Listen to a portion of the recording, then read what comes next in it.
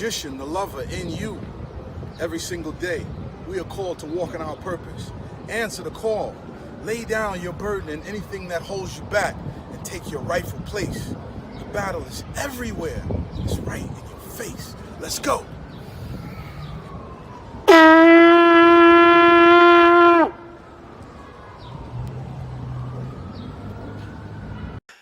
Magnets, crystals, pyramids.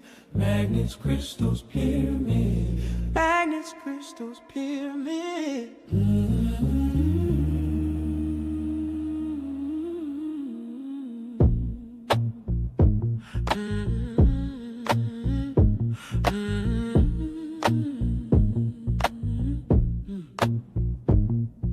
Welcome home, family, and join us for the fun. Colorful game. Welcome to Magnets, Crystals, and Pyramids. Success is your destiny. Yes.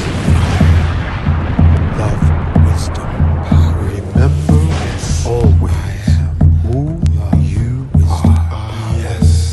Yes. I am love, wisdom, power. Yes. Yes. I am love, yes, power. Yes. I am love, yes. I am love, wisdom, power. Yes. Yes. I am love, wisdom, power. Master. Yes.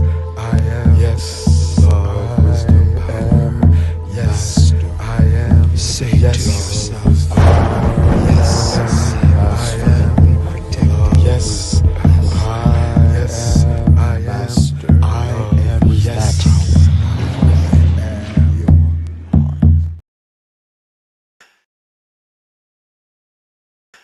Magnets, crystals, pyramids. Magnets, crystals, pyramids. Magnets, crystals, pyramids.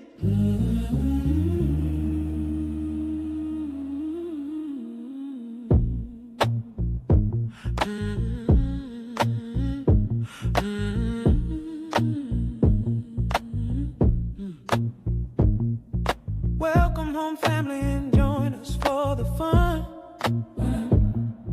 Colorful guests, people everywhere under the sun.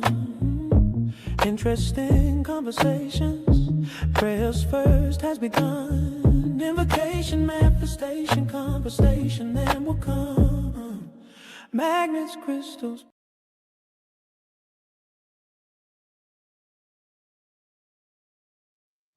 Peace, everyone. Welcome to Moorish Monday with Abdullah Iltale Mosi Bey.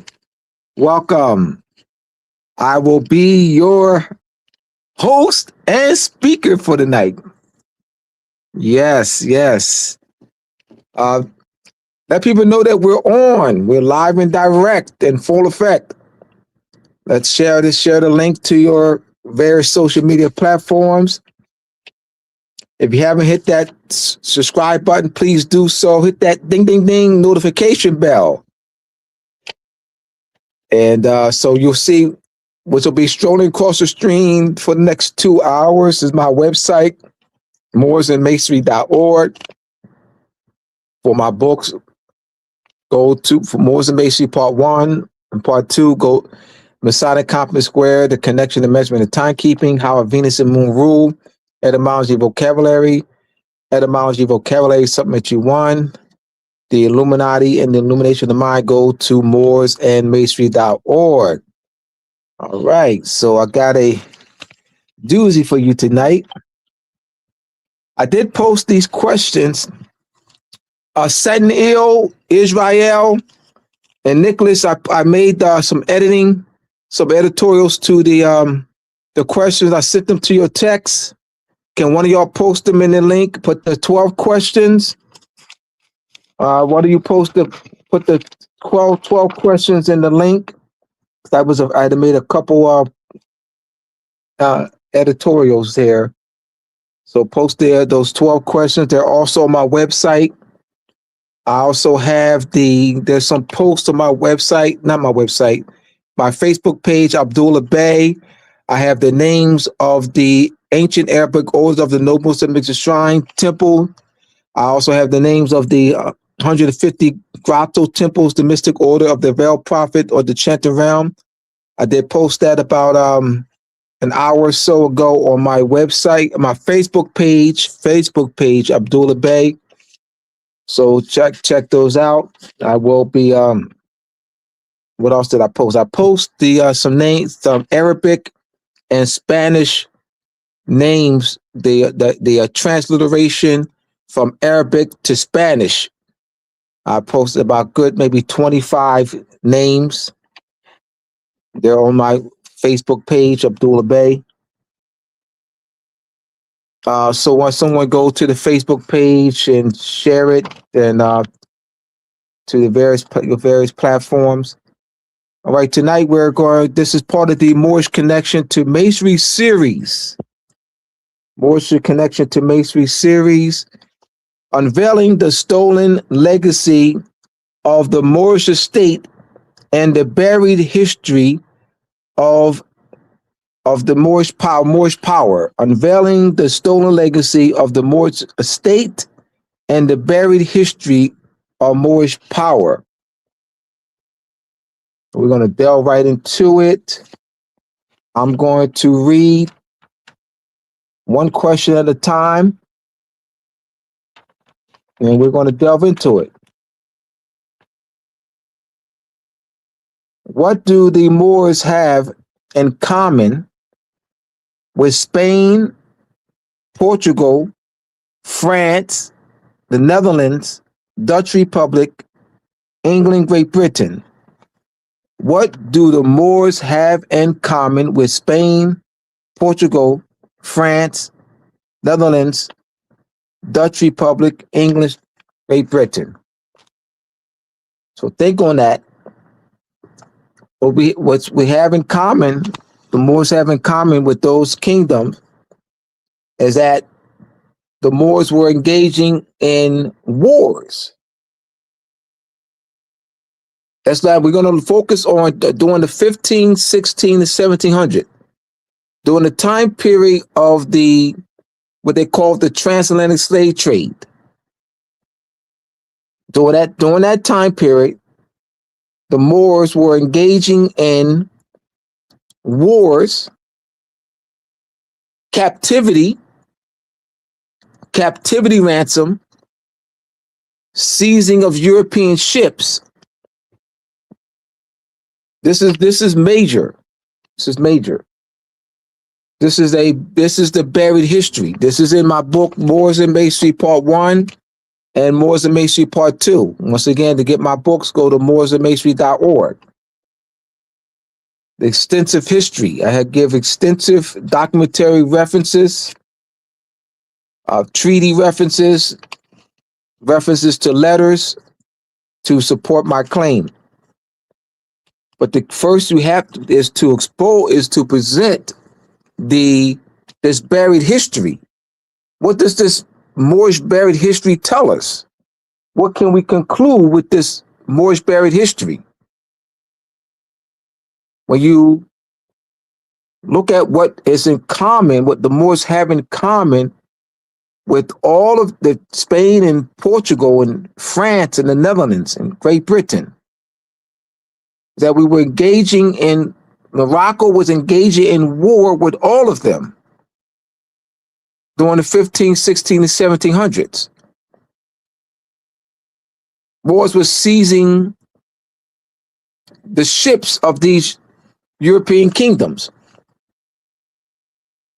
Moors were sieging subjects, sailors, and captains from these various European kingdoms.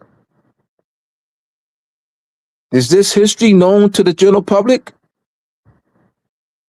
Is Moorish power known to the general public? It'll paint a different story.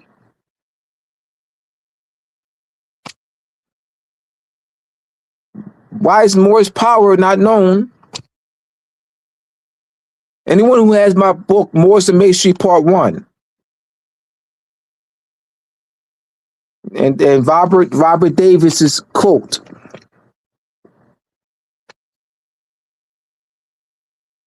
And his quote, because someone put this quote in the chat. I'm trying to recall his quote. The enslavement of Europeans, I have it. The enslavement of Europeans doesn't fit the general theme of European conquest and colonization, which is central to scholarship in the early modern era. That's Robert Davis, a professor of Italian Renaissance history, Ohio State University. The enslavement of Europeans doesn't fit the general theme of European conquest and colonization, which is central to European scholarship. So what is central to European scholarship? European conquest and colonization is central to European scholarship. Now, what is also central to European scholarship is the enslavement of Europeans, is the Moorish enslavement of Europeans. But it's not part of the general education. As you look at my book, Moors and Masonry Part 1 and Part 2, you see the extensive study and research that has been done, extensive writing. But these professors, like Robert Davis and Linda Colley and Nabir Matar, who write on these subjects, their classes are electives. This is not part of the general, what they call European history that's taught in colleges, high schools, and middle schools. These classes are electives. It's not known to the general public, but it is central to the scholarship. So the enslavement of Europeans doesn't fit the general theme. So what does that mean? It doesn't fit the general theme. Doesn't fit the cover-up general theme. The general theme is what? The omission of Moorish power. They shaped a general theme. And that general theme was to write us out of history, or to bury this extensive Moorish power. So that's the general theme. So Moors and Masonry Part 1 and Part 2 doesn't fit the general theme of European scholarship. Linda Colley, professor of English history at now Princeton University. She was prior to teaching at Princeton University, she was at Yale University. And Linda Colley's specialty, and she's won the Shelby Award, well acclaimed in her field as a historian. She's well acclaimed in her field as a historian. She's won this Shelby Award. She's well written. She has one of her specialties is writing narratives. Like you have, remember you have what they call quote unquote slave narratives, quote unquote black slave narratives. Well, Linda Colley wrote quote unquote white slave narratives. All right. She wrote these the Europeans who were English, who were held in Moorish captivity, they wrote narratives about their experience once they were ransomed from Moorish captivity. These Swedish and English and Dutch and Scottish wrote narratives about their captivity experience. She's known for that. Her colleagues, European males, Donald Trump looking people, men, were attacked her verbally. I mean, this information is powerful, my brothers and sisters. It's powerful when it's put in the hands, when we're organized, when we're united. I must say that, and I might get knocked in the head, but that's all right. This Moorish movement is one of the weakest movements in the world. This Moorish movement is one of the weakest movements around. And I might get knocked in the head, but that's all right. I'm not going to support what I'm saying. That somebody who's going to knock me in my head, they can't support what they're saying. They can't support knocking me in my head. They can't support it. This is one of the weakest movements in the world. We're fighting each other. Misconceptions upon misconceptions. You have this, where people say temple Moors and street Moors, and it's this division. I mean, this is one of the weakest movements around. We have to change that.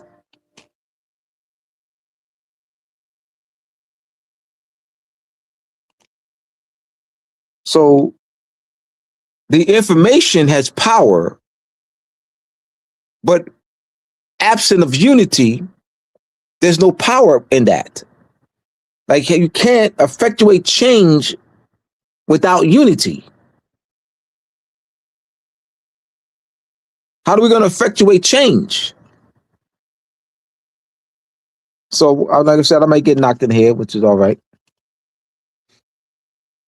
So once again, the enslavement of Europeans doesn't fit the general theme of European conquest and colonization, which is central to the scholarship in the early modern era.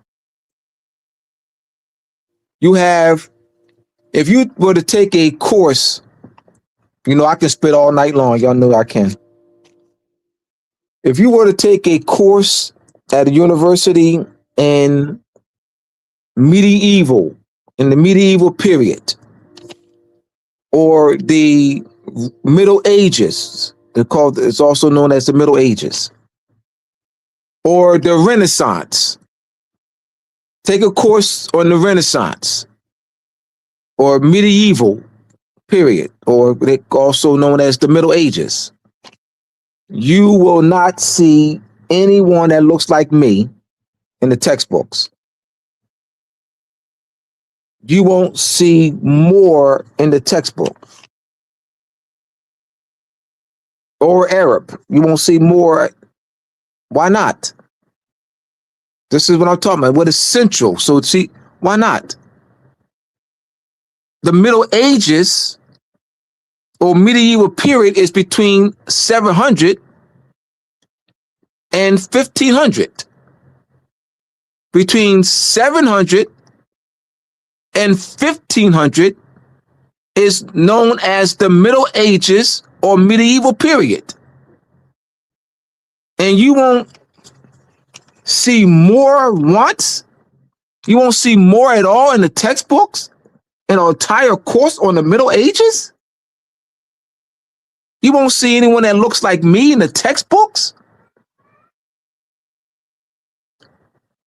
wearing what the Shriners hijacked it, our Moorish regalia. You won't see someone that looks like me wearing the Moorish fez. Why not? See the cover up? So Moorish power is not is so the enslavement of European, so Moorish power doesn't fit. Moorish power doesn't fit the general theme of European conquest and colonization, which is central. So the cover up of Moorish power is central to European scholarship, and it's not. It's not true scholarship. It's not true scholarship because it's a lie. It's omitting major aspects of history. I mean, it's not scholarship. How is omitting tons and tons of evidence, tons and tons of Moorish power in Europe and during the 15th century in the treaty relations, the Moorish treaties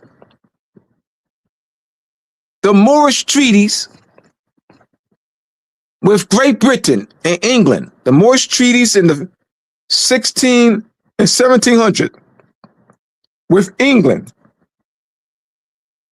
protected the English merchants who were along the Atlantic Sea coast, and they sailed to England. Those Moorish treaties protect us, those English merchants and sailors and captains. How is that not central to European scholarship? Those Moorish treaties, the protection they offered. You have the navigational passes, the 16, this is the Moorish Mondays part 2. The 16, I think it was 1686, I believe, treaty between Algiers and Great Britain. And that it was renewed in 1701. So it was a 1686 treaty, I believe it's 1686, navigational treaty. And in that treaty, that was a major turning point. Come on, my brothers and sisters, hear me out. That was a major turning point, that treaty. Because now it offered navigational passes. It was renewed in 1701 and then 1710 or 12.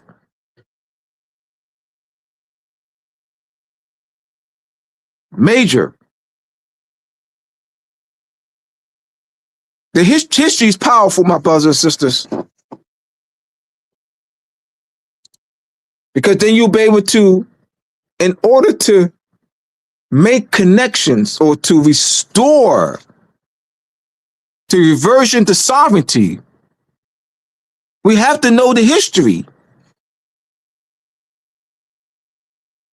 We'll continue. I just wanted to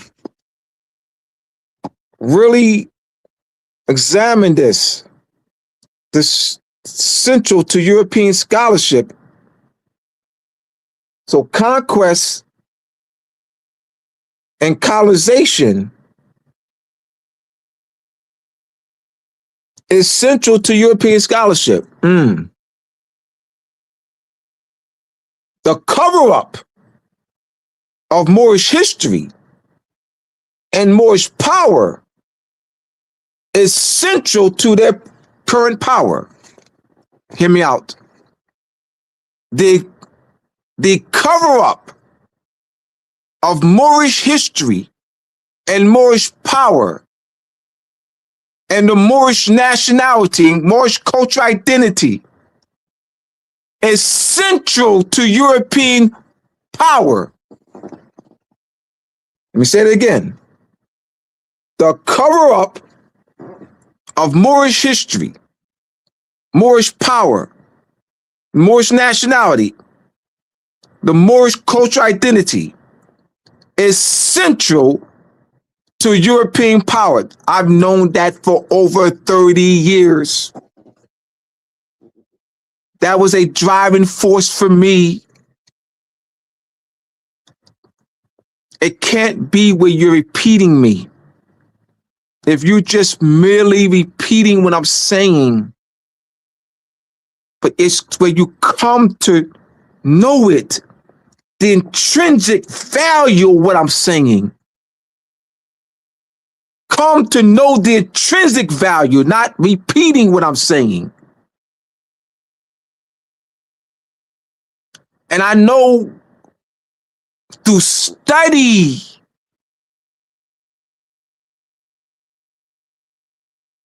it's power. Why they cover it up? And of course, you'll have people who make ignorant statements. It's out of ignorance, no problem. I mean, I understand. It ain't gonna matter anyway. Why they cover it up then? No, you got to. Let's challenge that. Let's challenge that statement. It ain't gonna matter anyway. Teaching the history ain't gonna matter anyway. Why they cover it up? I mean, why they cover it up? Then teach the history. Then teach it. I mean, why? If it's not going to matter anyway, why is it not taught in these general courses? It's taught in there, but as electives. But why is it not taught? So you already take a course, or it's not going to matter. Well, take a course in the Renaissance. You ain't gonna see nobody look like me, which you should. The Moors are the key to the Renaissance. It's the Moorish Renaissance. It's not the Renaissance, it's the Moorish Renaissance. The medieval period. The Moorish Empire, S.B. Scott's book, 3-volume book. The Moorish Empire in Europe, volume 1, 2, and 3. In Portugal, Spain, in Sicily, in southern France, in the textile industries, paved roads, street lights, public bathrooms, universities, public libraries, surgery to thesis, eye surgery, botany.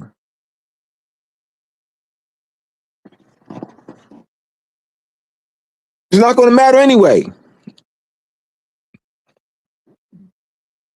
Why are it taught then? And all the universities and all the history classes.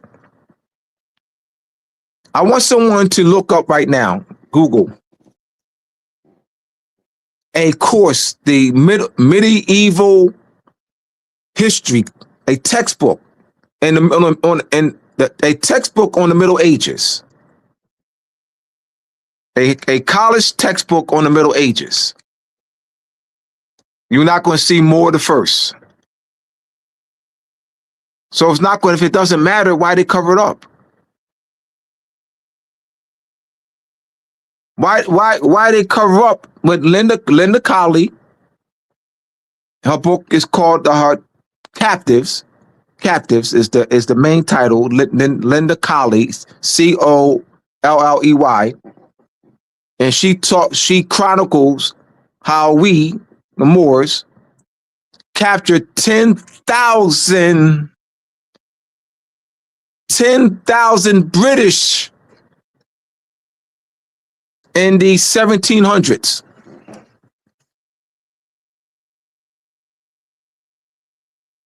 It ain't gonna matter anyway.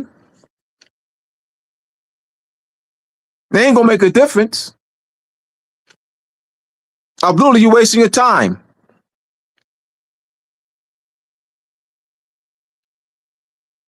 But the key is organizing the people. The key is our unity with this information. So I thought to present it in this way to spur thinking. So I'll go to the next question. The next, I think I'm doing pretty good. I said, oh man. Well, I knew I can spit all night. I know I can go all night long. What is the connection between the Moors and the night orders? All right, so I'm going to read what is the connection between the Moors and the night orders. Now, I've spoken to some brothers who are quote unquote Knights Templar. And I said to them about the history, the Moorish connection, and that the Knights Templar were instrumental in defeating the Moors in Portugal and removing the Moors from Portugal. And that their response was that their order, their Knights Templar order, is not connected to that. Come on, my brothers, please, please, my brothers, hear me out. My brothers who make those statements. It's called the Knights Templar. You're saying that there's no connection. The name is called the Knights Templar. And you're going to say to me, it has nothing to do with that. The name of the order is called Knights Templar. You don't know the history of the order? As the night it was established, these military night orders were established for the sole purpose. The reason why they were established to fight against the Moors. That's the reason why they were established. So you don't know the very reason why we're not talking about you using it as a charity order, as a Masonic charity order. I'm talking about the name Knights Templar and the history of that military order. Why was it established? To fight against the Moors, the Knights of St. Stephen's, the Knights of Calatrava, the Knights Sovereign Order of St. John's Hospitaller. The word hospital, that's the name of part of the name of a Knight's Order. Hospital, Hospitalia, the Sovereign Order of St. John's of Hospitaller, where it's ordered to fight against the Moors. They called it the Reconquista. In Valencia, Spain, every year, the annual celebration of the Reconquista, where they're reenacting the Crusades against the Moors.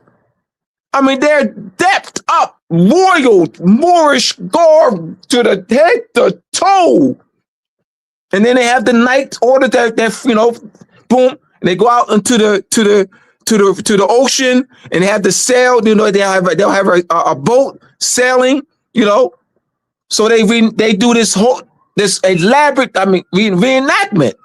They are, Google y'all, of the celebration of the Reconquista in Valencia, Spain. They're called the Moors and the Christians.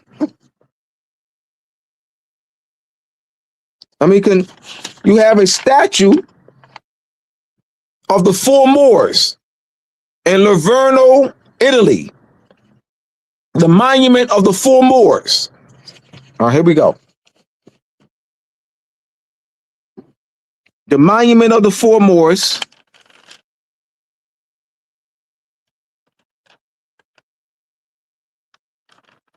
See where that is in my notes here. So I'm going to read that.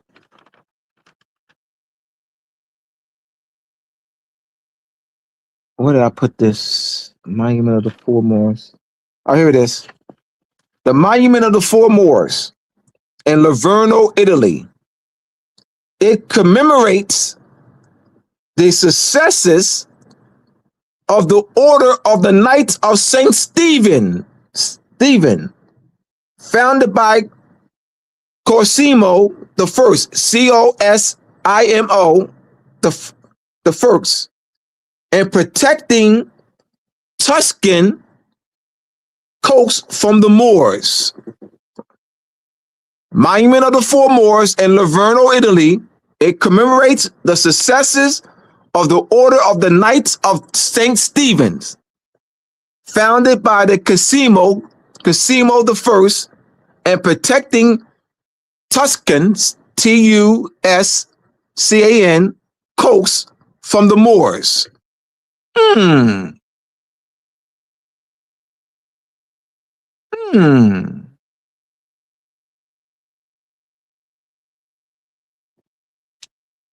The Knights Templar were instrumental in the Iberian Reconquista, arriving around 1128 to help Portuguese and Spanish kings expel the Moors.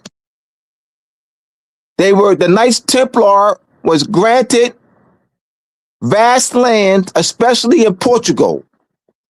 They built key fortresses like Tomar and Almorol, securing borders against Moorish forces. Following their official disbandment in 1312, the Portuguese Templars were absorbed into the Order of Christ. The Knights Templar participated in major campaigns, notably the Battle of Las Navas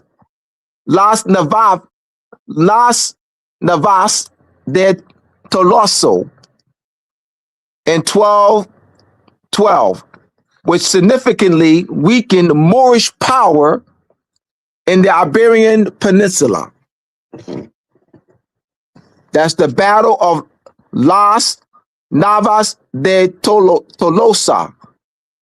Las, L-A-S, Navas, N-A-V-A-S, D-E, Tolosa, T-O-L-O-S-A in 1212, which significantly weakened Moorish power in the Iberian Peninsula. So it seems that the cover-up, the burial of Moorish history and Moorish power doesn't fit the general theme of European scholarship.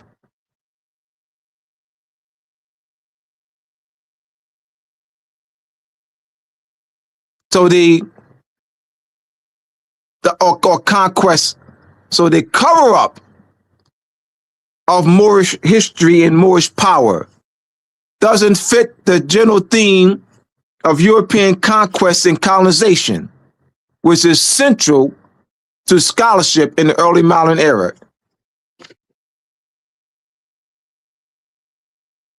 So the enslavement of Europeans, as Robert Davis writes, that is the Moorish enslavement. So not just the enslavement, the Moorish enslavement of Europeans doesn't fit the general theme of European conquest and colonization.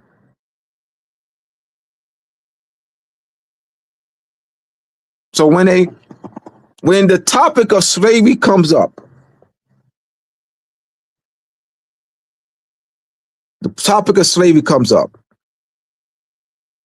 what comes in mind? Somebody that looked like Donald Trump whipping on somebody that looked like me.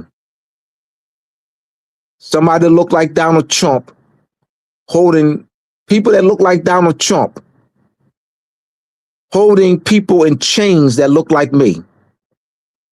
Now here we go. The word slave, that's a visualization, y'all. Visualization is slave or slavery. Someone that look like that, people that look like Donald Trump, holding people that look like me in chains.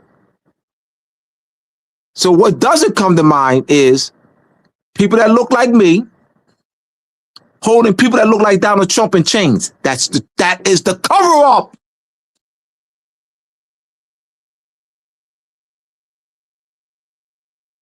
The enslavement, the Moorish enslavement. So what doesn't come to mind is people that look like me holding people that look like Donald Trump in chains for ransom, in Moorish prisons for ransom. That doesn't come to mind.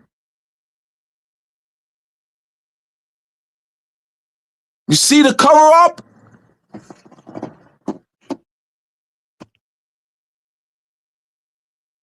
They made it one-sided. And it's not. That's not the true history. That is not scholarship.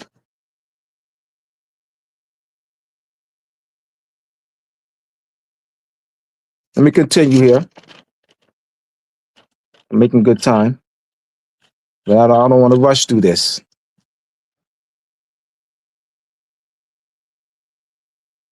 This is years of study for me. Years of study. What is the connection? What is the connection between the Trinitarian order established in 1198 and the Moors? And I'll read 3 or 4 together. I'll just separate.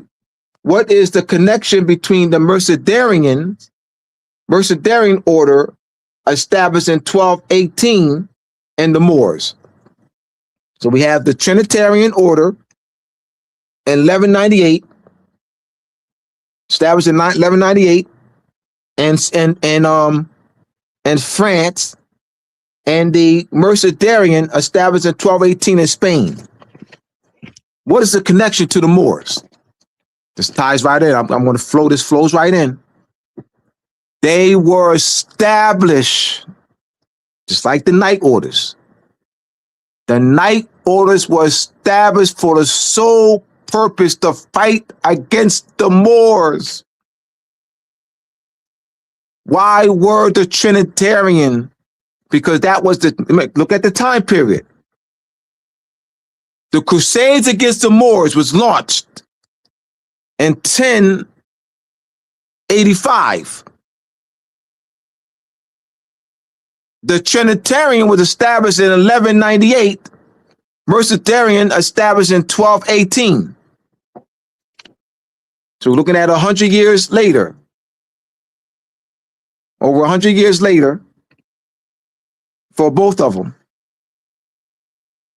They were established for the sole purpose, the purpose that they exist, that why they were established, to raise ransom monies, to raise monies to pay for the ransom of Dutch and English and German and French and Swedish and Scottish and English held in Moorish captivity. You had poor families. The offering plate was passed around. And those offerings were used to pay the ransom. You had redemption orders. You had redemption missions. Priests went on redemption missions. You had where you would have. They also did where they will exchange us for them. So they say they had 12 of us in captivity. So they exchange. That was also too. They would change 12 of us for 12 of them. You had that. You had where, I mean, you're talking about millions that were raised. I mean, you had poor, families. The wives, they're writing petitions for their uncles and grandfathers, and the wives, and then women were also held in captivity. So this was major. The records are there. Newspapers, archival records, treaties, plays about this, short stories, letters.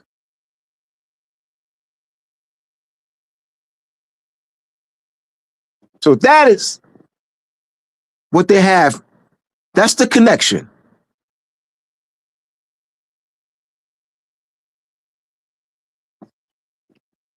Checking the time. All right. Any questions? Tell you what, I'll fill some questions right now. Let me look at this. All right. Ooh, all right. Wow, man, I got about 100, 100 comments. I love it. All right. I'll read some of these. High Priest White Wolf, thank you for your support and dedication. Thank you. Diplomatic relations. All right. High Priest White Wolf, they were making their way to GB rights, right? Great Britain, is that? Yes, they were making their way to England. Yeah, along the Atlantic Sea coast. Yes, they traveled on those Moorish treaties, protected the ships that left the land along the colonies, English colonies, and they sailed to England. Yes. Mm-hmm.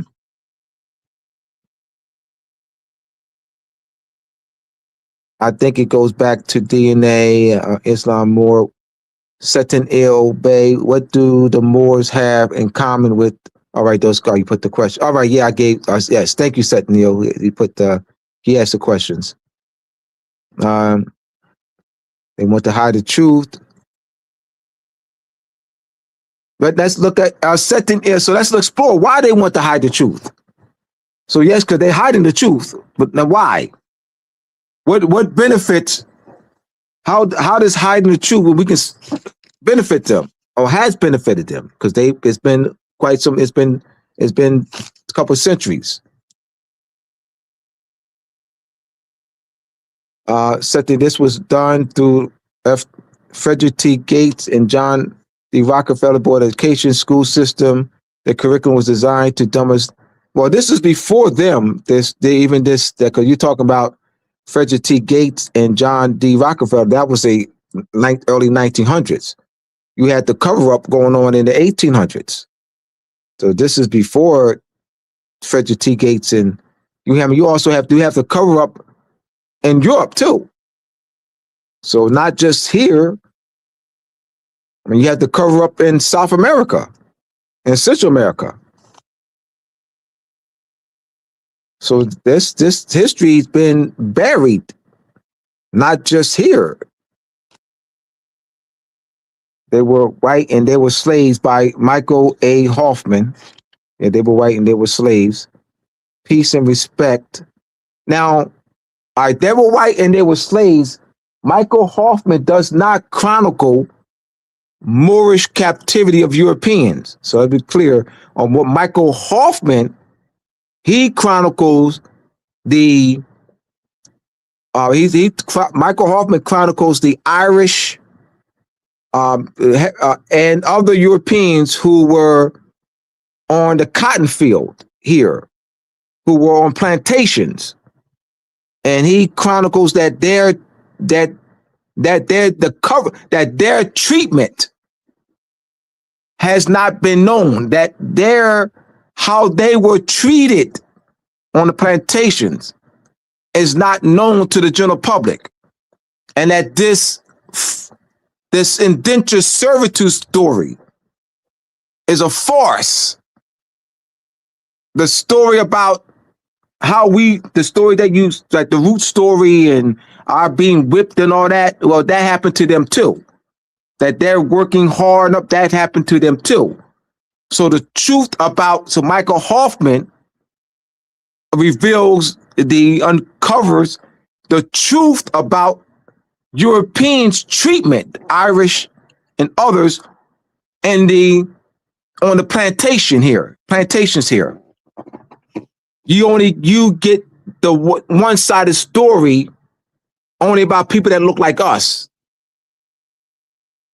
But Michael Hoffman does not chronicle Moorish enslavement of Europeans. So I just want to thank you for that, just because people see that. I don't want them to assume, because that's what I'm talking now, and that you put that there, so I don't want them to assume. I want them to know what this book is about. I took the course in undergrad and grad school. They will not teach you the truth about the Moors. Well, they won't teach you anything, truth or falsehood, about the Moors. They don't even mention Moors. And that's the age the Moors ruled Iberia and Iberian Peninsula. Yep. Whitson argued that education as it was structured perpetuated systematic oppression, and that those within the Black community who became educated within this system were often complicit. They were partly educated, because not being educated about who we are, meaning your history, our nationality, our cultural identity, our festivals, our holidays, our ceremonies, our language, our philosophy, our pre-existing Moorish power, pre-existing Moorish government structure.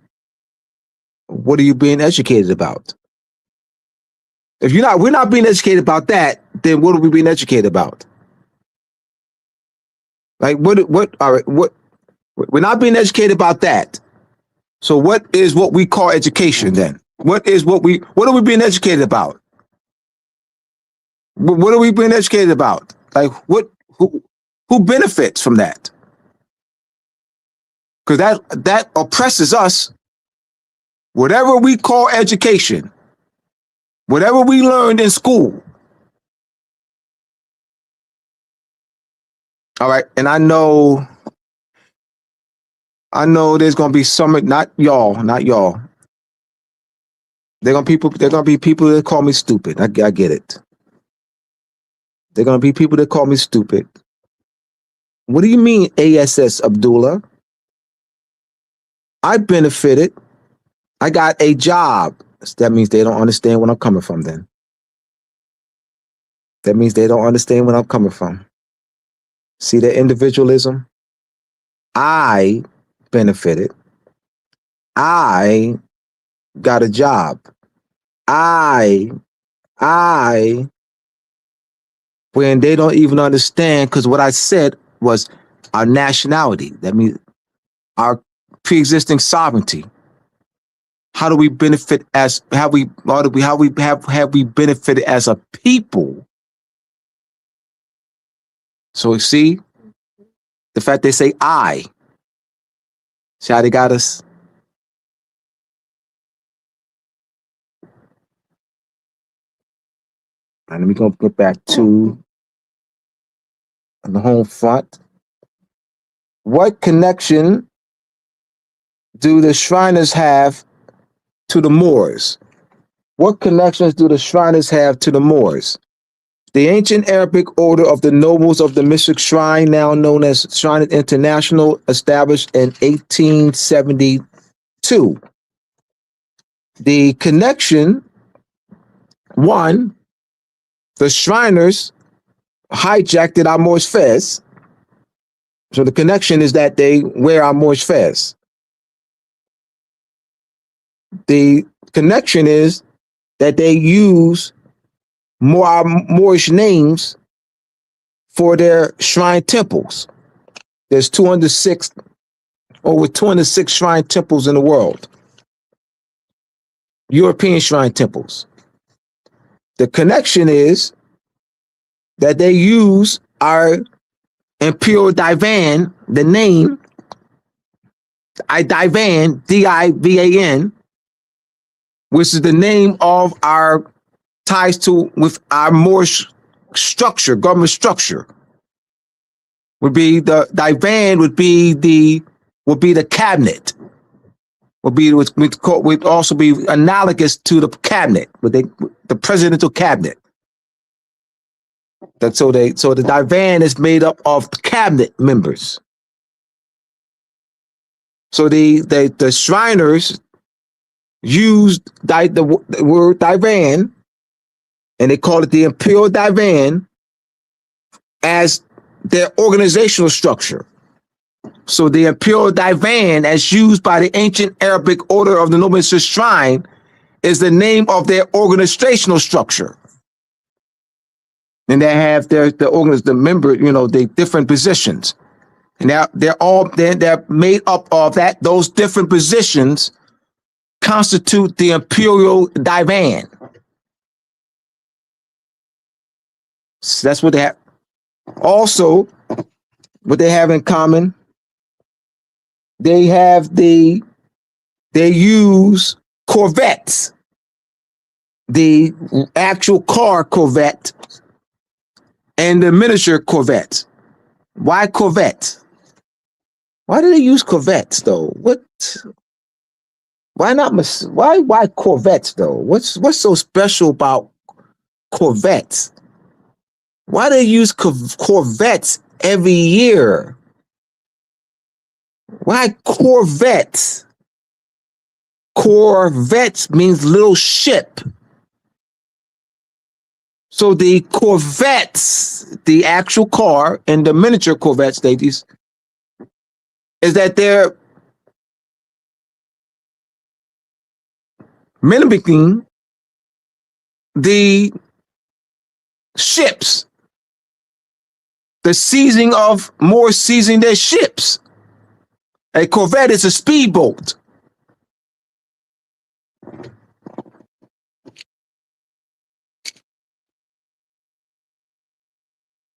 What else? All right. The architecture. There's the shrine temples are the architecture of the shrine temple is Moorish architecture. Moorish architecture. So Moorish fez, the Moorish divan, Moorish names, Moorish architecture, the Moorish scimitar, the crescent moon and 5-pointed star, which ties to the lunar calendar, as well as the Earth and Venus alignment, the 8-year Earth and Venus alignment, which is symbolized by the 8-pointed star. So that's the body's the part of the culture, the Venus and lunar calendar. So that's the connection. All right, continuing. Let me go to, let me look at some questions here. Some more. We got a lot here, so I want to. All right, thank you, Set Neil.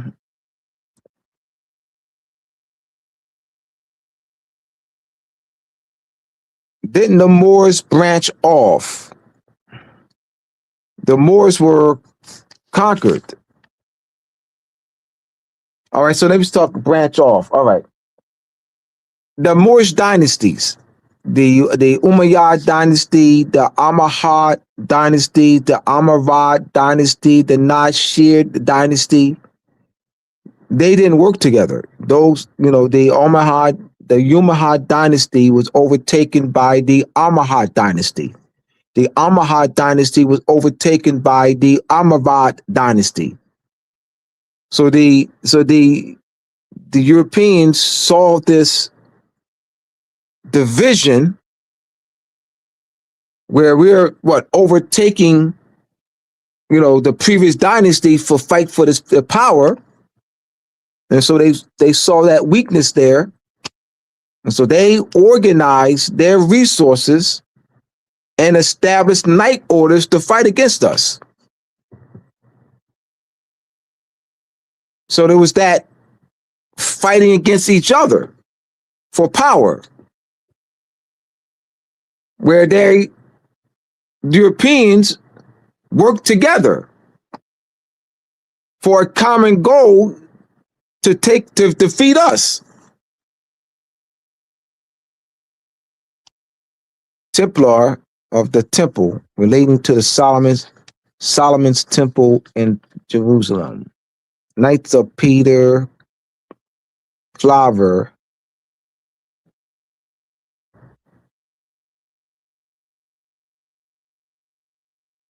Please, Morris, please study the law of nations by this Kenneth Ill.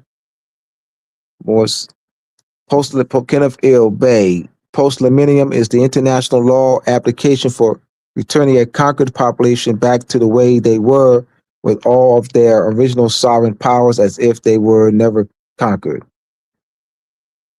High Priest White Wolf does the Cosimo word have any generational or mental significance or correlation to the word casino or even similar purpose? Well, we're talking about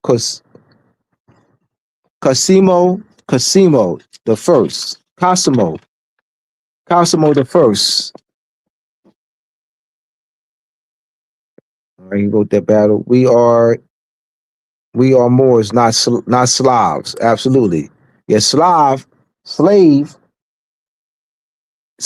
and Caucasian are are words, are nationalities and cultural identities that tie to people that live in a particular region. Well, Slav is those who live in Eastern Europe. And then Caucasian is those who lived in the region of the Caucasus Mountain. Donald Trump is not Caucasian. Why not, Abdullah? Because Donald Trump is of German and Scottish descent. That's why. That's the answer. Because Donald Trump is of Scottish and German descent. Caucasians are descent. That's a descent. Those who lived from the Eastern Caucasian region, Caucasus Mountain region. Slav, the Eastern Europe.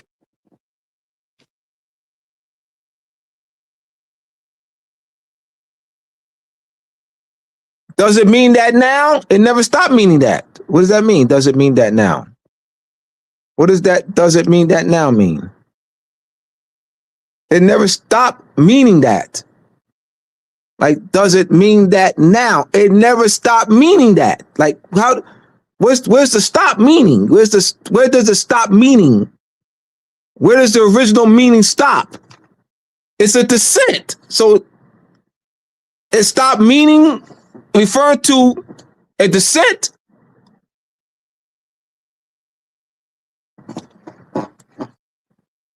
So does the constructive meaning take precedent over its original meaning of that being a people of the Caucasus region?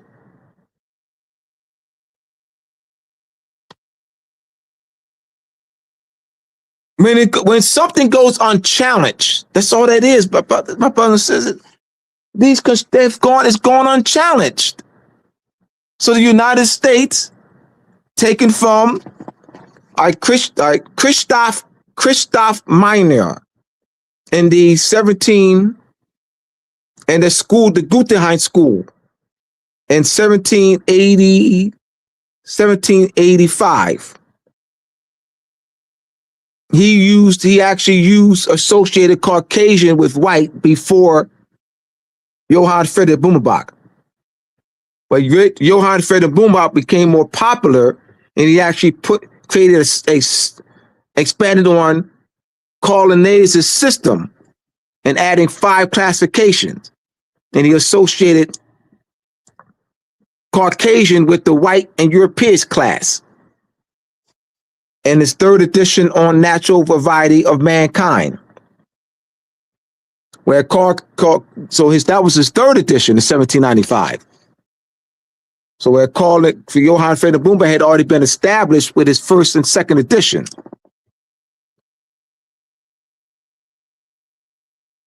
All right, let me go back to the questions here.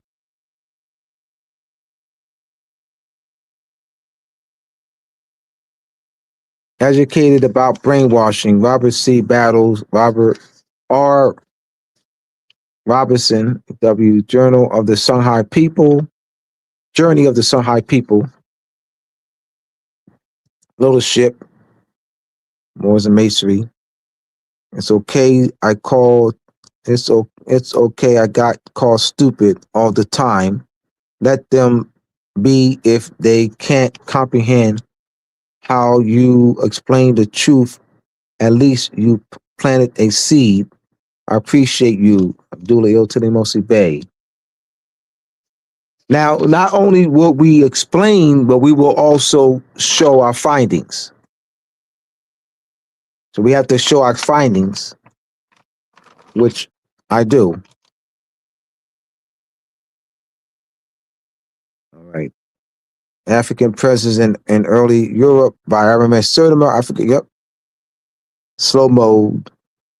According to T.B. Irving, between the years of 1786 and 1009, Franks and Jews traded Slavs and Germans who had been taken prisoners.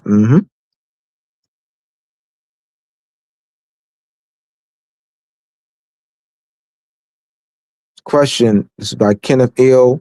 How did the Prophet Noble Ali set the foundation for us to recover our lost Moorish sovereignty? All right, for the audience. All right, so when Juali and organized institutional structure, the Moorish Holy Temple of Science, the Moorish Science Temple of America, and he taught an organized structure, not on the street now. It was not blowing a horn on the street. It was done it's important now. That's why I'm emphasizing the structure. He taught it in a organized structure. It be registered to the more. It's still an organized structure.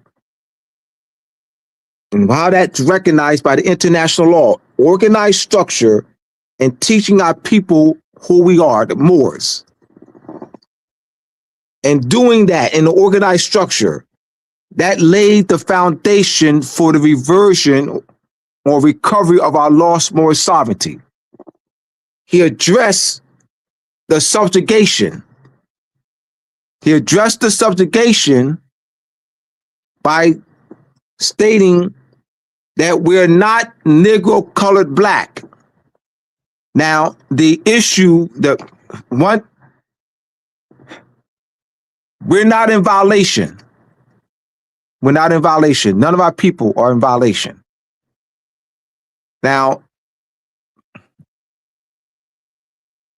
And I know those in the Moorish temple is going to beat me over my head, which is all right. And it's all right. I get it. Get it. Say anything that you analyze Ali's work and you don't agree with everything, they attack you. Like, I'm not attacking. They think I'm attacking. Like, you cannot analyze. You have to agree with everything he says. If you don't, they call it an attack. What I disagree with is that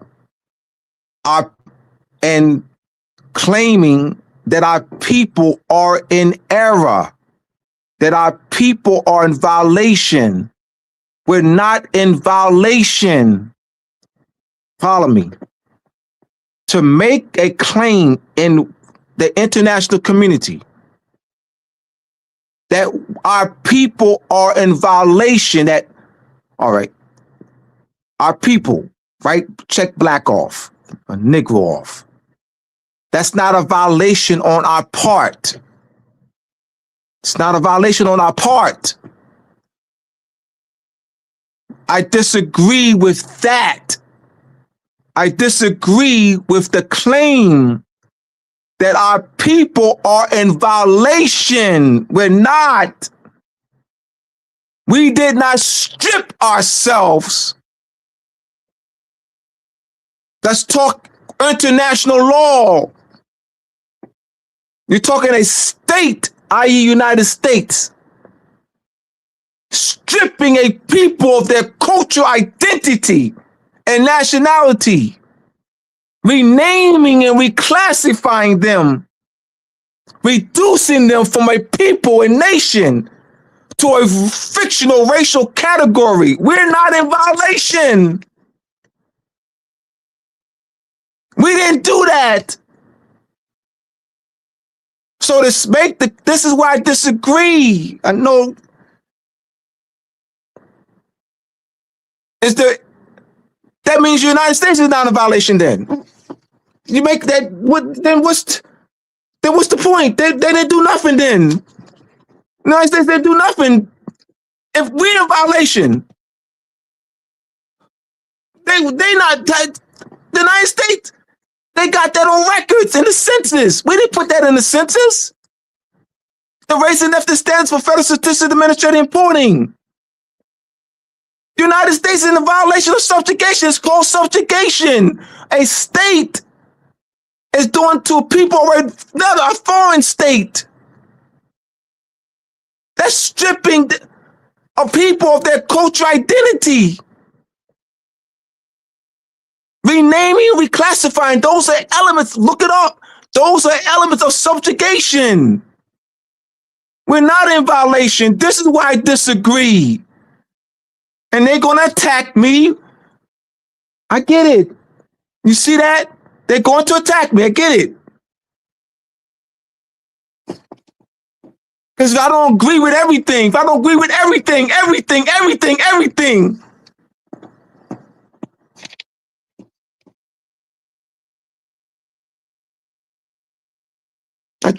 with everything.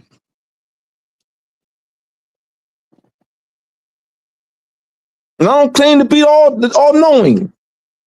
I don't claim to be all that. But I don't agree with everything.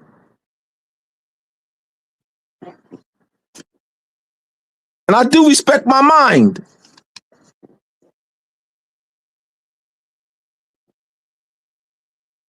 And I'm not a Paul Parrot.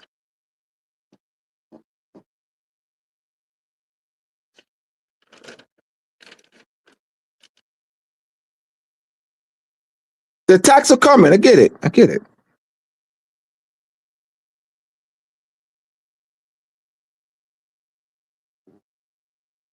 But I can't be afraid to speak the truth, though. I can't.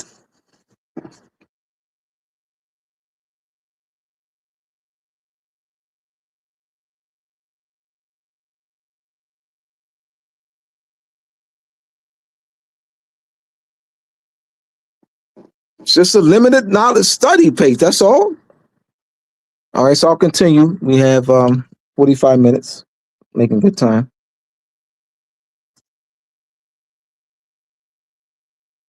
What connections do the grottos have to the Moors? The grottos or mystics are known as the mystic order of the veiled prophet of the chanted realm, established in Hamilton, in New York in 1850. There's 150 grotto temples in the United States jurisdiction. They're on my Facebook page. I posted the names of the grottos from my page, from Moorish Mondays Part 2. There's all pages from Moorish Mondays Part 2, the listing of the grottos and the temples, and the listing of the shrine temples are on my Facebook page, Abdullah Bey. I put them up there about 2 hours ago. So you can go there and share them. Sentinel, Israel, Obadiah, Raheem, they're right on my Facebook. I tagged y'all. I tagged you, Obadiah, Sentinel, Israel, Louisa. I tagged you, Louisa. Peace, Louisa. So it's on your Facebook page.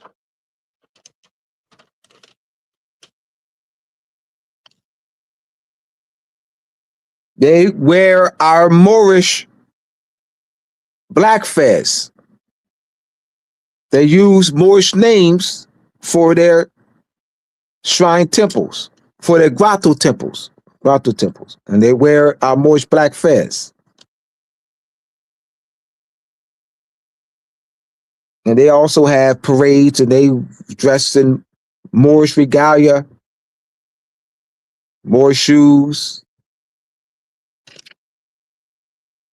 They're not as popular as the Shriners. I said, but there's 150 of them, and they were established in 1850 in Hamilton, New York.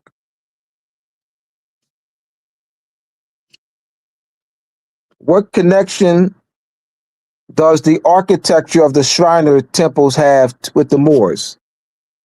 If you look at I'll put the shrine temples, and I'm going to do this. I'll do this again with the actual PowerPoints. I'll have Israel and Sentinel work with me. Sentinel and Israel, you both have the questions, and we'll do this later, down the road, or maybe before the end of this month. We'll see, and we'll put the images to these questions. You know what I mean? So that's what I always do. Put the images so they can see the shrine temples, name the names, the shrine, the architecture. Right, but I said I do have them on my Facebook page.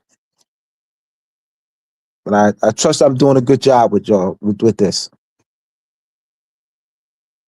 All right. What connection do the names of the shrine and temples and grotto temples have with the Moors? I pretty much jumped ahead with that. That they're Moorish names. Morocco is one of the names of the shrine temples. Islam is the name of a grotto's temple. Il Bay is the name of a grotto's temple. In fact, I have three grottos on the front cover of Moorish Mondays Part 1, and one Shriner, Morocco. He's wearing the Morocco fez. And then you have the Islam, Il Bay, and I think Mecca. I think it's Mecca, I believe. Those are the grottos. They wear the black. They wear our Moorish black fez.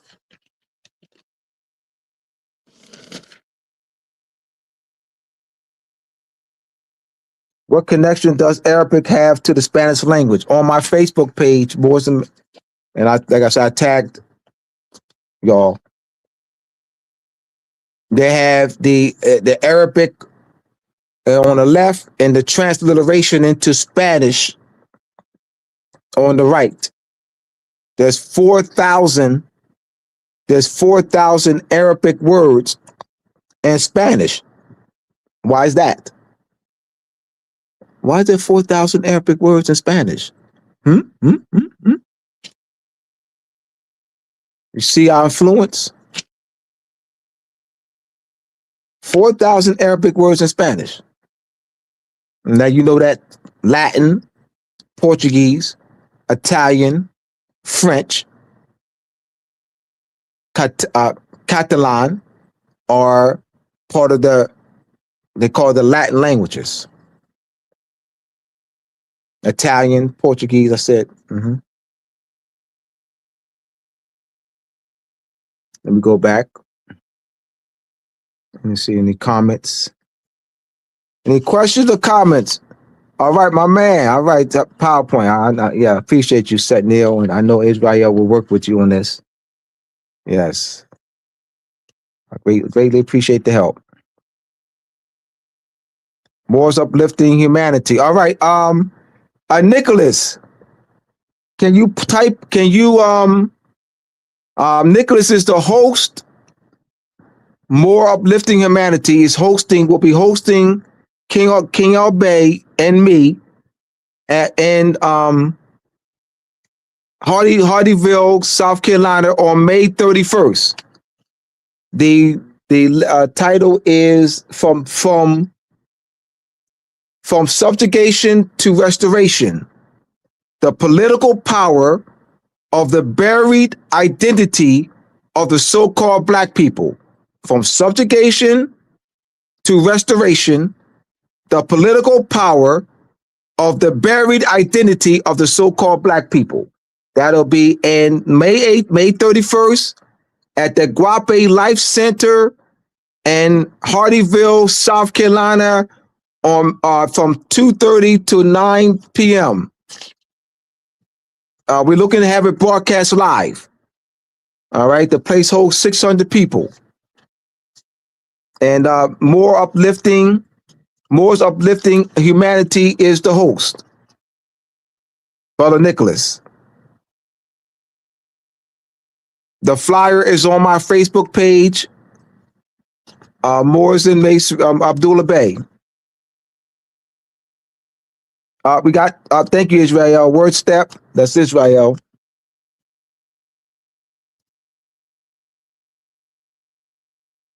People who they are in international agreement with peace and the friendship, people who recognize them. I have to step out, but I'm excited to finally be able to catch a live chat with you. Please, the feeling is mutual. I feel you, brother. Right on. Thank you.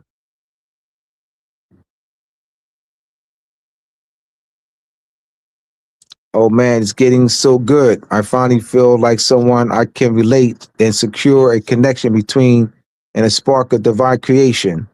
He has to step out. Israel, connect, give him my number, High Priest, White Wolf. Tell him to reach out to us, Israel and Sentinel. High Priest, I think he's High Priestess, White Wolf. Oh, that's a sister then. That's a High Priestess. That's a sister. Because it's a priestess, High Priestess, White Wolf. All right. Now, Chris Irvin, this is definitely what I needed. For the last 20 years, I have been ordained and preached a message that left a lot of questions.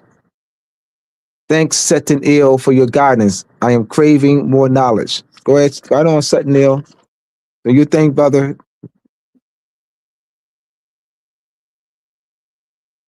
That's Chris Irvin praising Brother Seton All right. I just want to get these because I have time. I got a couple more questions. So I just wanted to fill. Type your questions then or comments. Questions or comments.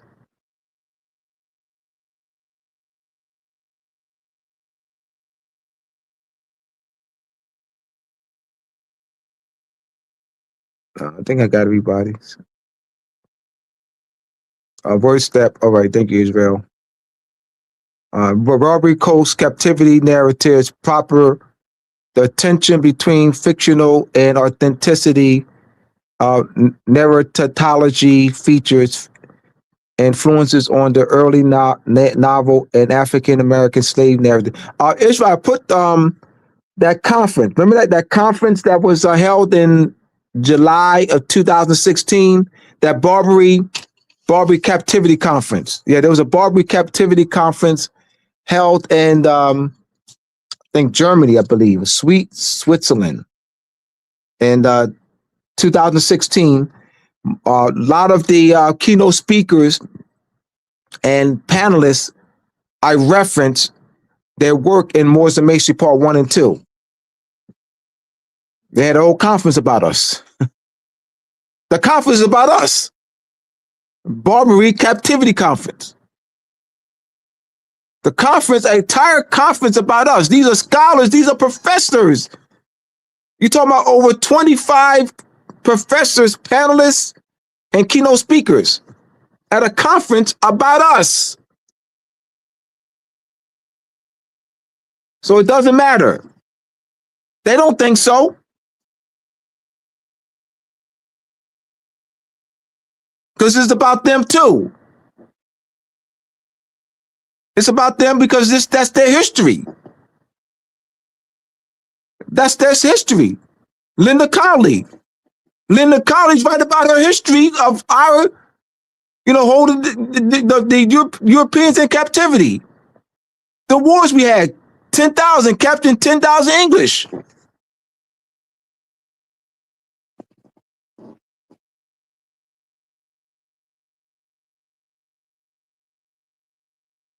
Right, 35 minutes. Let's see. All right, let me go jump to these last two questions. All right. What does the Shriners Fez look like? What does the Shriners, type your answer in, what does the Shriners Fez look like?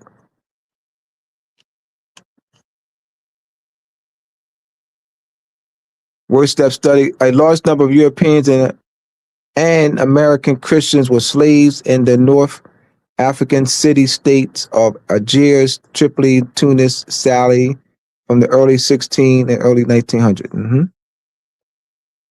Can you tell us about sigils?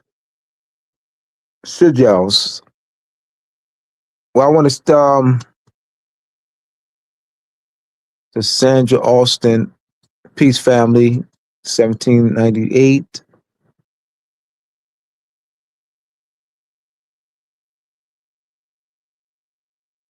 All right, so Nicholas, some more uplifting humanity. Put the information on the conference, the Guape Life Center, and we'll be, that's the flyer that's posted on our Facebook pages. It's the preliminary flyer.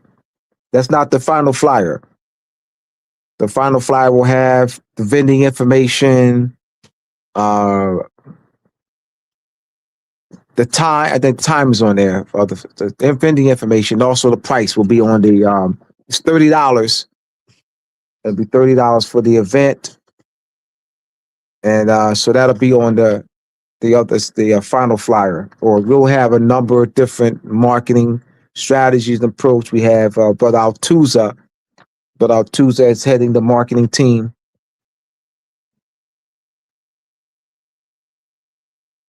What does the Shriners Fest look like? Anyone? What does the Shriners Fest look like?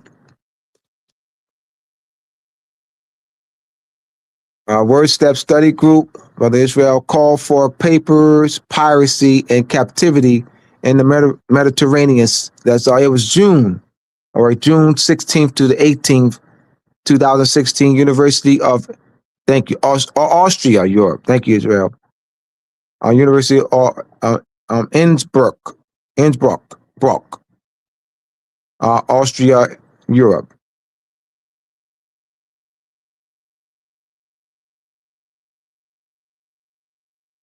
What does the Shriners Fest look like? Anyone?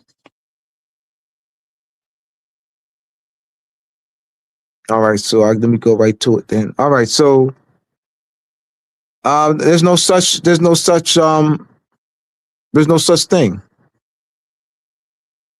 The Shriners Fest doesn't exist. It doesn't look like anything because it doesn't exist. Huh? Dummy Abdullah, you said that the Shriners Fairs doesn't exist? No. No, the Shriners Fairs doesn't exist. Hold on. So if I, all right, follow me. I put a Moorish name right here.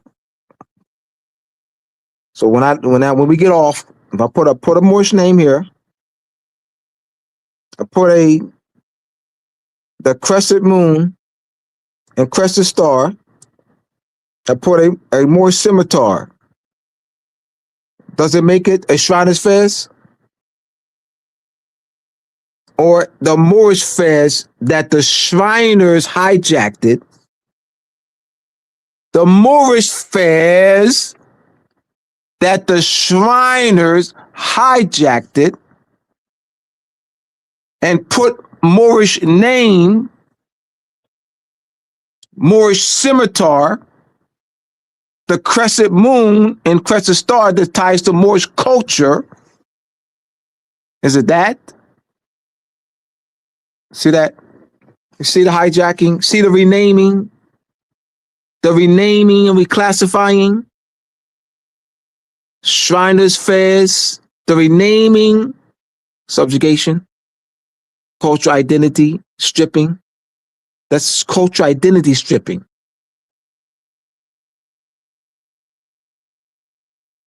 That's part of subjugation. Stripping a people of their cultural identity. Assimilation, forced assimilation. Forbidding them to wear that pragmatica. The King Philip II of Spain, pragmatica of 1567, or royal edict, forbidding us from speaking Arabic and wearing our Moorish fez and Moorish turban and wearing our Moorish regalia, using our Moorish names, forced assimilation. That's the pragmatica. That's an act of subjugation, stripping us of our cultural identity. France implemented that.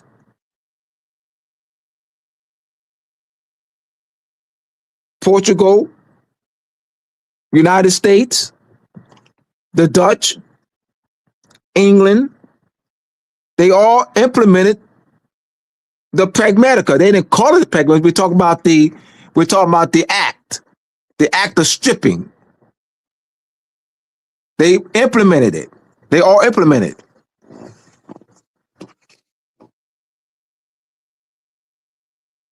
They're all in unison. Co-conspirators, collaborators.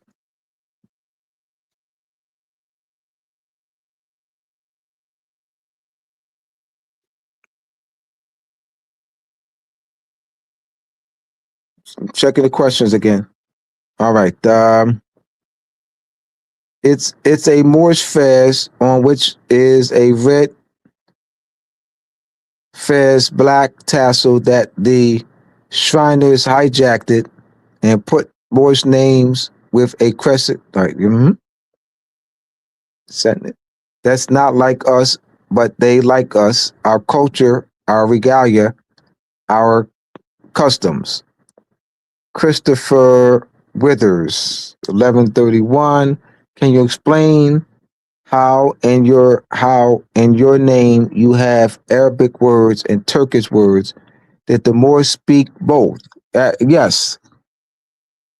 They're in the same language family. Arabic, Turkish, the same family. Persian, Turkish, Arabic. Yeah, same language family. Yeah.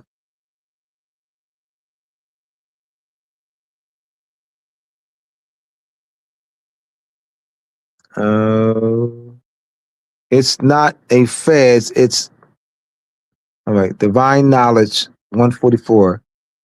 It's not a fez if it's made by Shriner.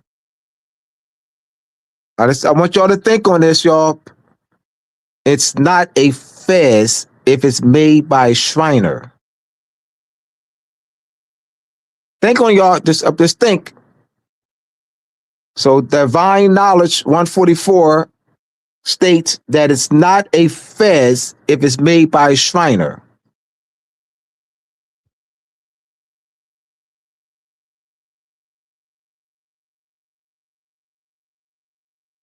So it's only a fez if it's made by, it's only a fez if it's made by the Moor.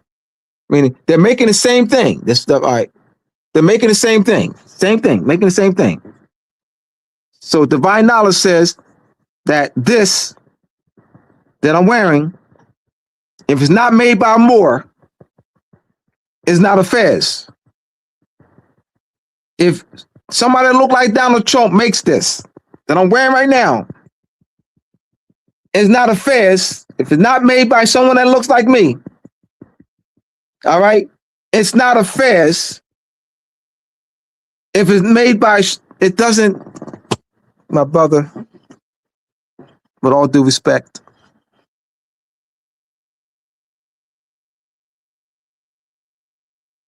brother, let's not do this. Let's not do this.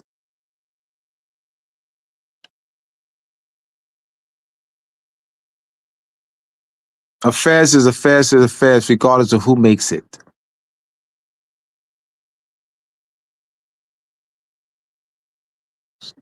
It's no longer a fez because they make it. It's a fez. This is where to get the idea from. The vest, the cummerbund, that's all Moorish. The pantaloons. I'm like, Google, George Washington, Thomas Jefferson. What are they wearing? All right, so hold on. Help me out. So the pictures that I'm going to post with these European Shriners wearing our Moorish regalia, our Moorish fez, Moorish shoes, because they're wearing our stuff, it's not Moorish anymore. It's Shriners. It's Shriners shoes. It's the Shriners fez. It's the Shriners regalia. It's not only becomes Moorish, no, it always was. It's hijacking. I mean, I don't want to. I don't think I have to do this. Don't make me do this, please. Don't make me do this.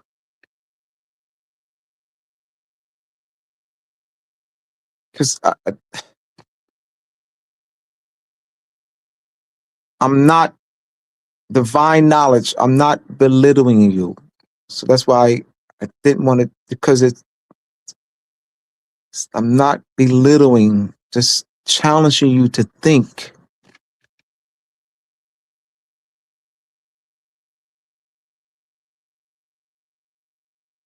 Just think.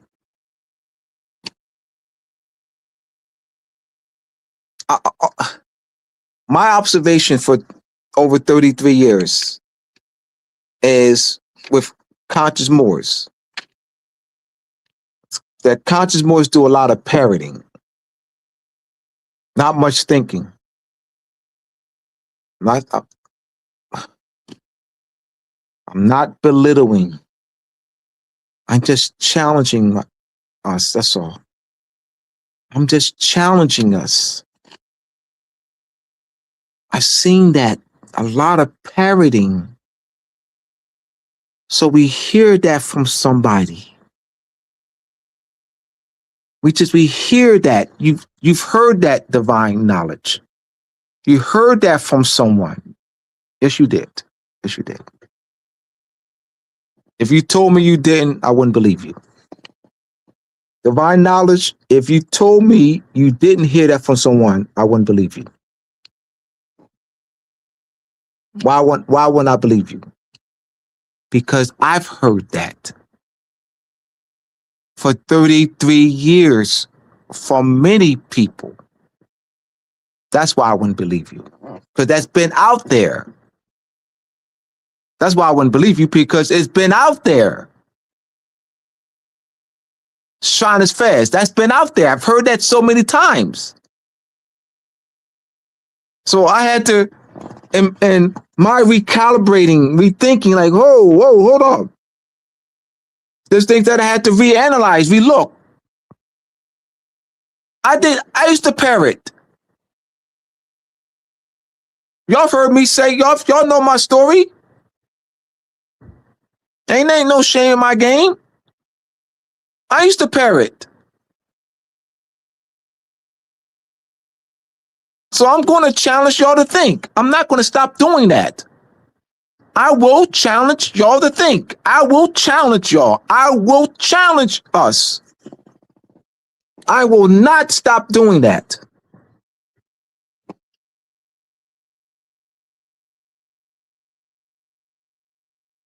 We have to challenge each other.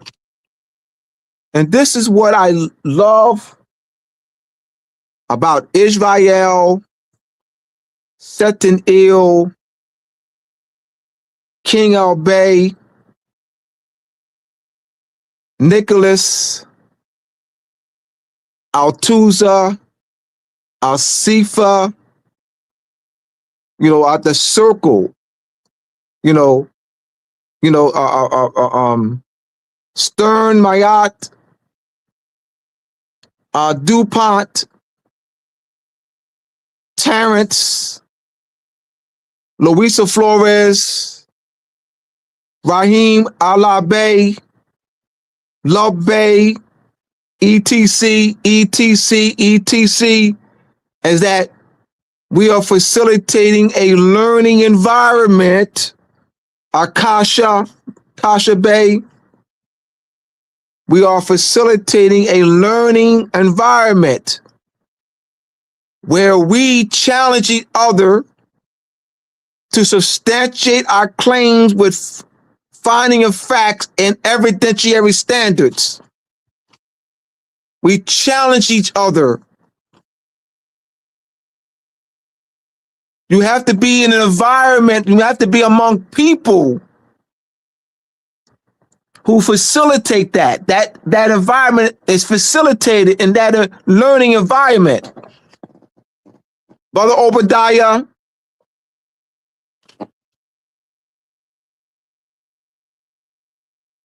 Mark Garcia, Sirius Ill,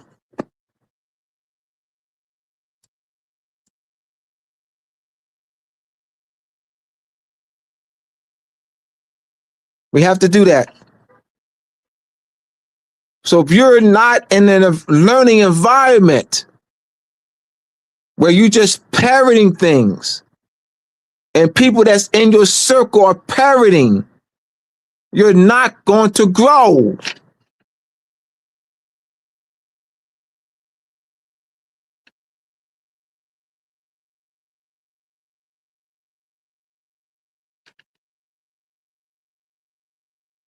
Right, affairs is affairs, absolutely. I mean, I just cut this, make it that simple. Affairs is affairs. Affairs is affairs. Moorish affairs is affairs is affairs. A Moorish affairs. Now, keep Moorish fast now. Moorish fast. We'll clear BD Bay because they hijacked it, and the Shriners call it the Shriners Fest. They call it fast, Shriners Fest. So Moorish Fest, we got to put Moorish. So we're gonna type that in again. B-Day, put Moorish Fest is a Moorish Fest. A Moorish Fest is a Moorish Fest. A Fest is a Fest. No, a Moorish Fest because the Shriners. All right, go to Google a company that sells the Moorish fairs. They're going to what? Advertise it as what? Shriners Fairs. Do that. BD Bay, do that. Google. There we go. My man. All right. There we go. The Moorish Fairs is the Moorish Fairs. Right on. See what I did? I'm not going to stop doing that. See what I did with BD Bay? I'm not going to stop doing that. Why should I stop doing that? God, it's that we have to challenge each other. How do you facilitate growth and learning?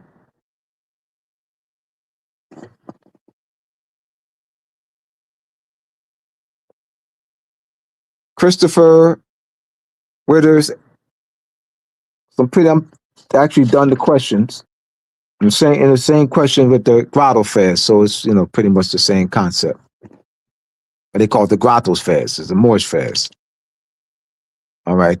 So I never saw a picture of a Moor during the conquest wearing a fez when I was in Spain and Portugal.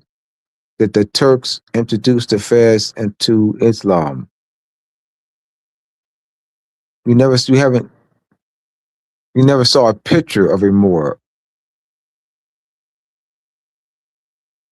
I'll have to send you some pictures then. We'll have to post some pictures.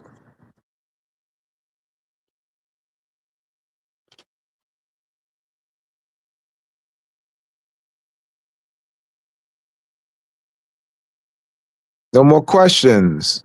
I got 15 minutes. I've gone through my questions. I thought I had written thought these were, I knew I was going to spend some time on a few of these questions, Once again, if you haven't subscribed, please do so. Hit that ding, ding, ding notification bell. My website been strolling across the screen for the last hour and 15 minutes. Those who are interested in getting my books, go to mooresandmasonry.org for Moors and Masonry Part 1, Moors and Masonry Part 2, How Venus and Moon Rule, Etymology and Vocabulary, Etymology and Vocabulary Supplementary 1, The Masonic Compass Square, and the connection to timekeeping. Go to mooresandmasonry.org. All right. Since there are any more questions, what can I have? Let me see. I got a few minutes here. The stolen legacy of the Moorish estate.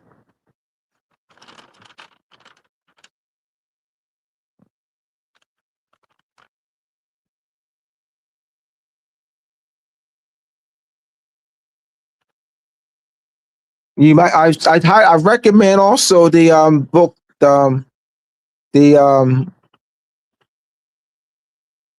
the history of the Moors in Spain. You have the history of the Moorish Empire and Europe by S.P. Scott, Volume 1, 2, and 3.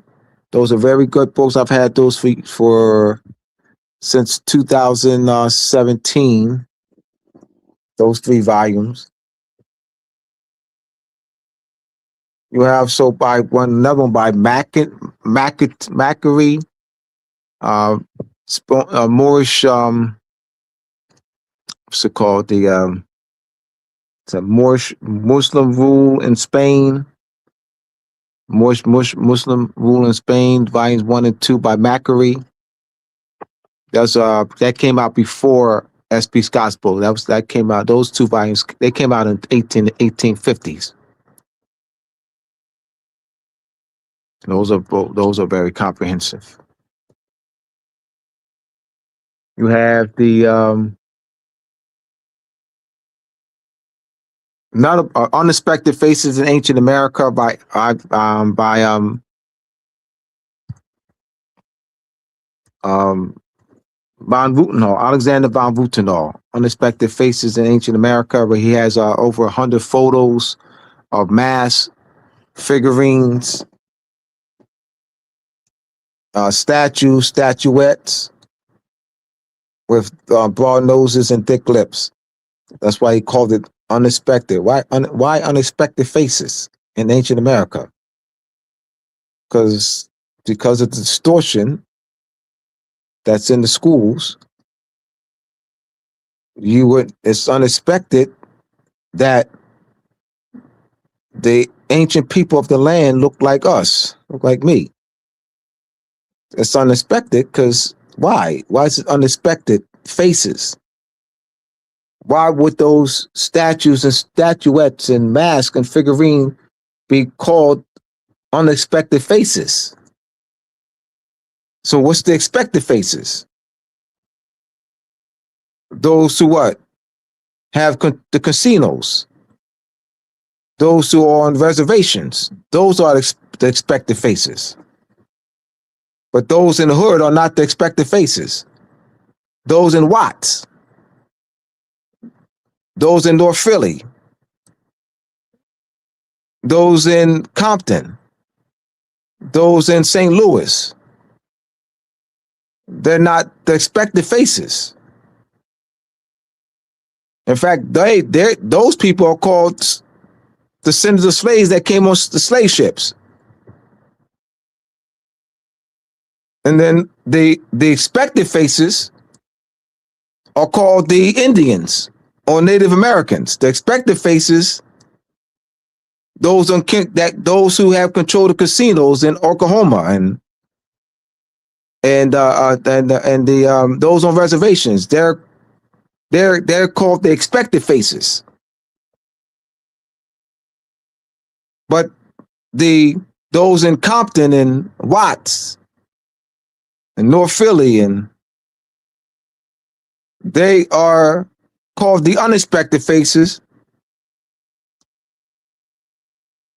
They're called descendants of slaves. So see the disconnect, how they disconnect us, stripped us of our cultural identity and nationality, which strips us of our collective history, historical memory, our land right claims, our pre-existing sovereignty. That's subjugation. And the United States has maintained it.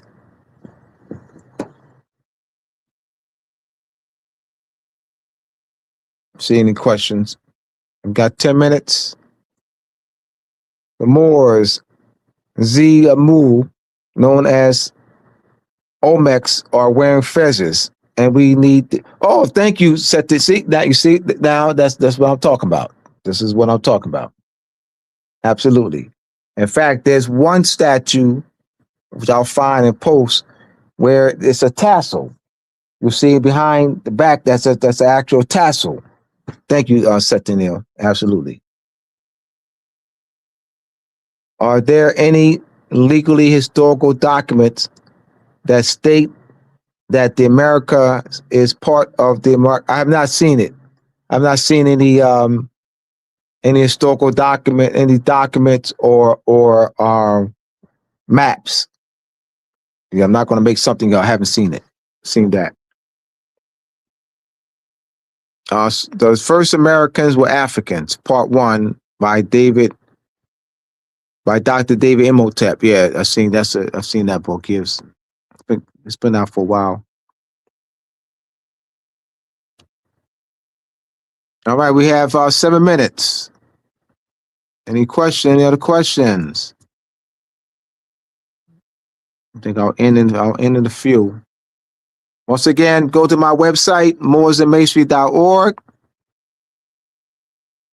mooresandmasonry.org for books, Moors and Masonry Part 1, Moors and Masonry Part 2, How Venus and Moon Rule, Etymology and Vocabulary, Supplementary 1, The Masonic Compass Square and the Connection of Measuring and Timekeeping, and the Illuminati and the Illumination of the Mind. Go to mooresandmasonry.org.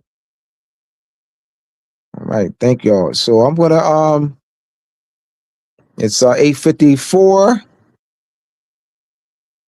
and so since there aren't any more questions, I finished the 12. I've gone through the 12 questions, and I don't see any other questions here. We got a few more minutes if y'all have any questions.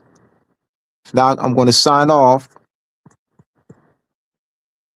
All right. Thank y'all for I trust I see if y'all are in North Carolina, South Carolina, Georgia, Florida,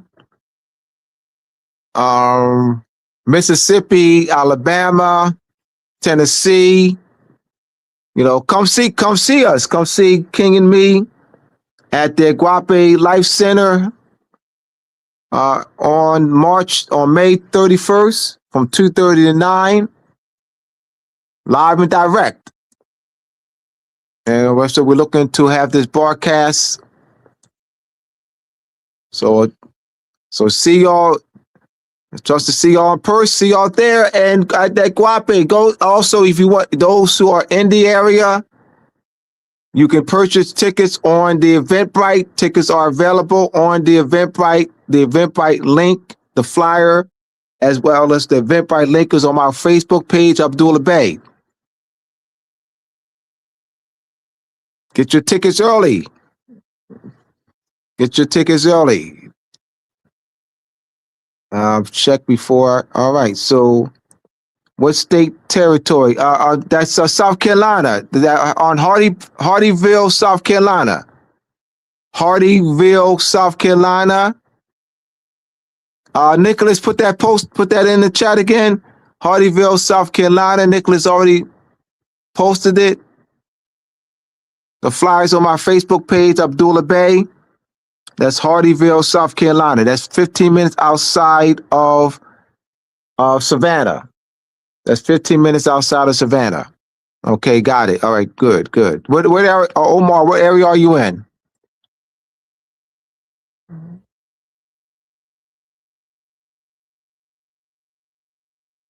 What area are you in, Omar?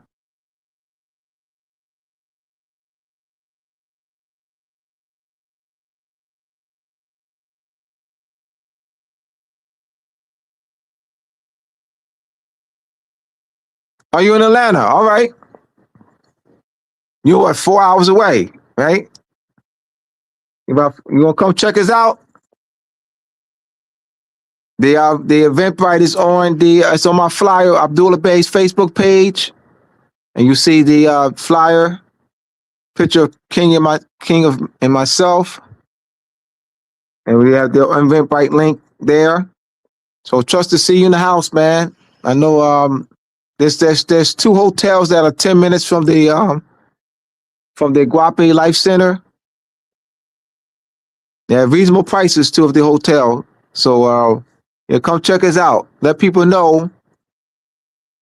I put it on your calendar, May 31st, 2:30 to 9. Right on. Trust to see you in the house. All right, everyone. It's 8:57. Once again, those go to my website, mooresandmasonry.org. Thank you again, Brother Hank. I greatly appreciate you, man. This is on my 3rd year. I'm in my 3rd year. Greatly appreciate you. Make sure slow mo. Hopefully I can make it. I am still waiting for more to. All right, that's right. Moore's Major Part 2. Yes, absolutely. Thank you. All right, so thank you, everyone. I'll see y'all next week. Peace, everyone.